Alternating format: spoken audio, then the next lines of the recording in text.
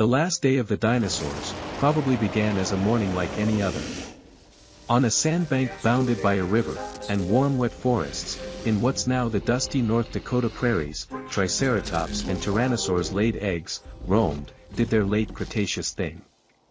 Thescelosaurs and turtles swam in the river. Pterosaurs flew overhead, and furry mammalian creatures burrowed underground.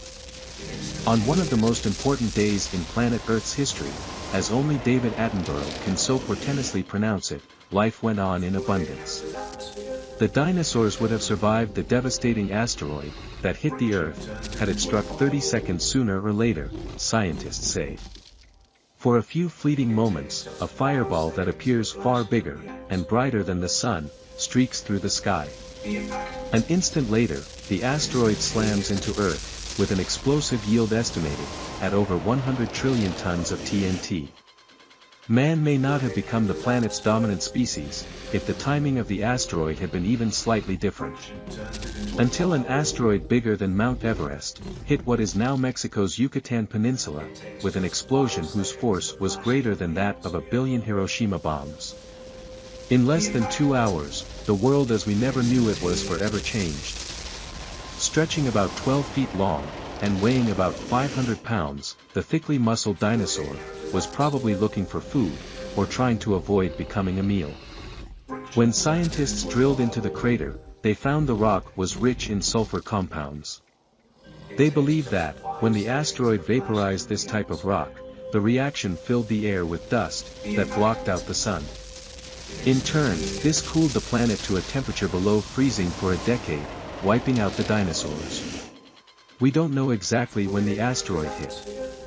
The impact penetrates Earth's crust to a depth of several miles, gouging a crater more than 115 miles across, and vaporizing thousands of cubic miles of rock.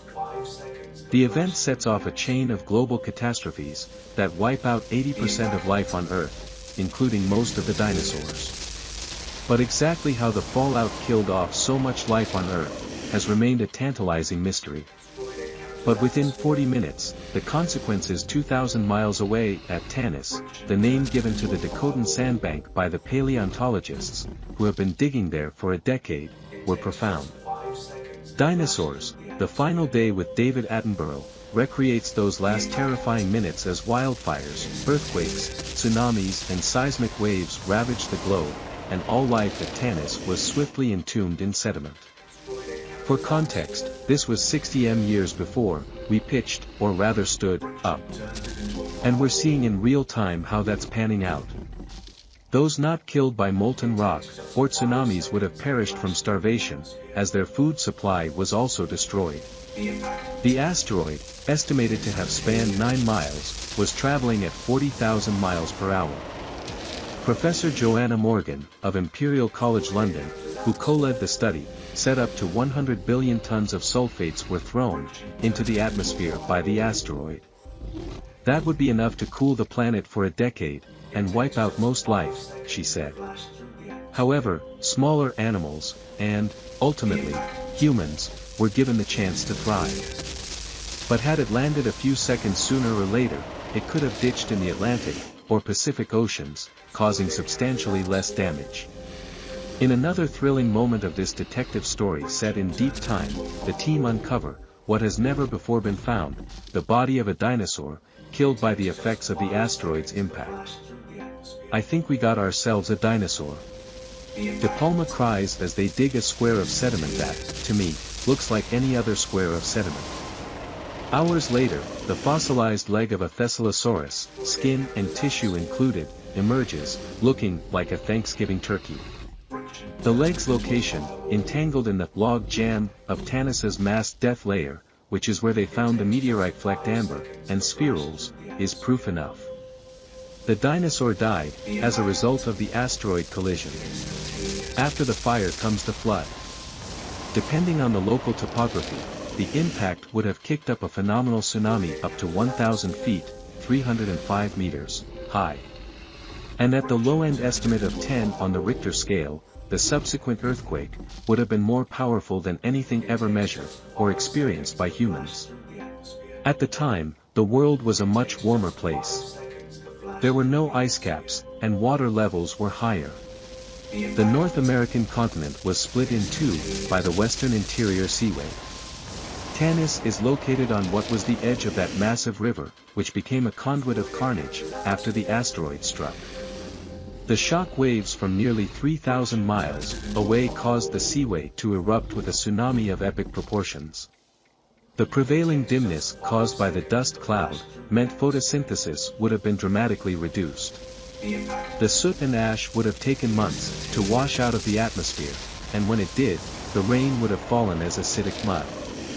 Massive fires would have produced huge amounts of toxins that temporarily destroyed the planet's protective ozone layer.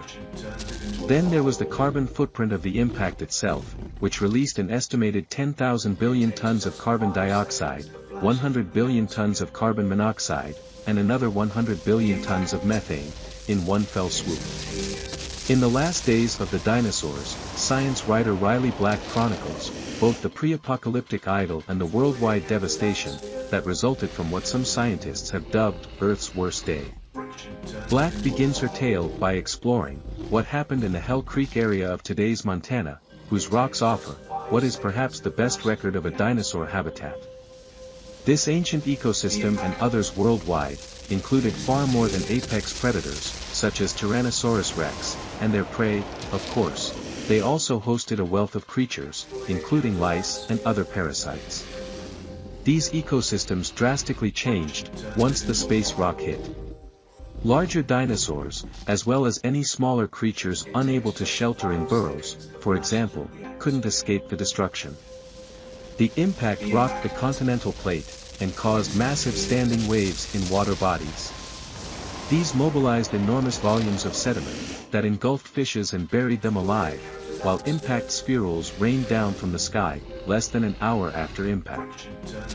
Fossil fishes in the Tanis event deposit were pristinely preserved, with their bones showing almost no signs of geochemical alteration. The synchrotron X-ray data, which are made available for anyone to explore, confirms that filtered-out impact spherules are still stuck in their gills.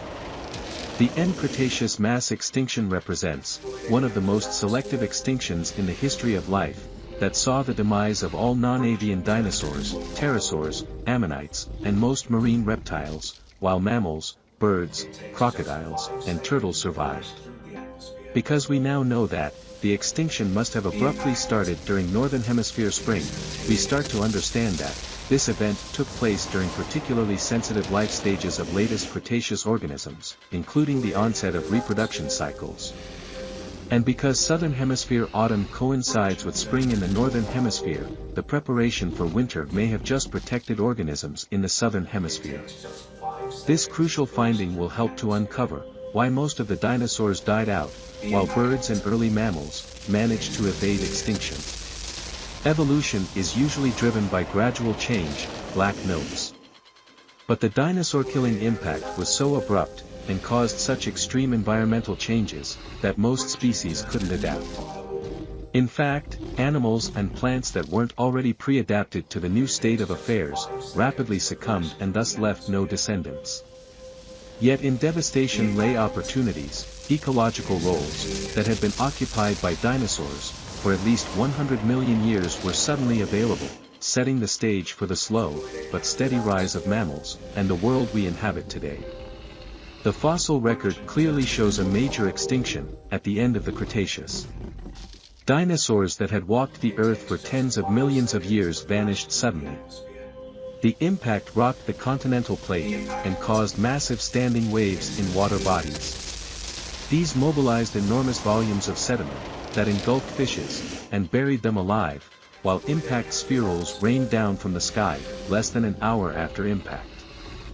A small, herbivorous non-avian dinosaur, Thessalosaurus, lived at the end of the Cretaceous period. The limb, which includes the animal's skin, was found in a layer of rock, just below the distinct boundary between the Cretaceous and the post-dinosaur age. This boundary is made up of the sediment deposited by the Chicxulub asteroid impact 66 million years ago, in what is now the Gulf of Mexico.